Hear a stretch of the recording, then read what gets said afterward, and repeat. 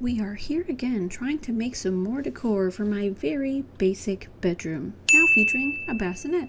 Even before I found out the gender, I was obsessed with light greens and creamish colors. I even ended up having a green themed baby shower for this same reason.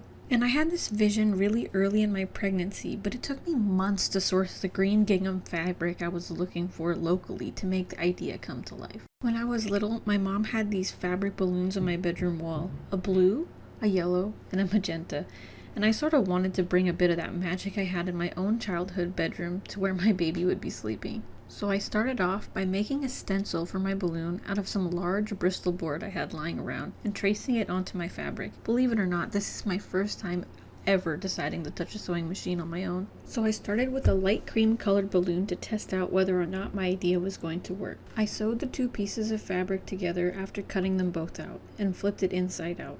I wanted to have two, so I did the same with the green gingham fabric. For both, after flipping them inside out, I passed them underneath the sewing machine again to make a bit of a border before stuffing them with some polyfill. I used a chopstick to make sure it was going all the way to the back of the balloon and flattening it as I went. I sewed the bottom shut and cut out two little strips to make a little hook to make them easier to hang onto the wall. That's where my experience shows, because this probably would have looked cleaner if I had sewn it onto one side before sewing the two parts of the balloons together, but that'll be for next time. I finished them off by tying some ribbon onto the ends of the balloons before hanging them up, and there they are. For my first sewing project, they were quite easy and simple to make, but I love making these little extra special touches because, as always, they're handmade by Mama for baby. Let me know how you think they turned out in the comments, and follow me if you'd like to see more.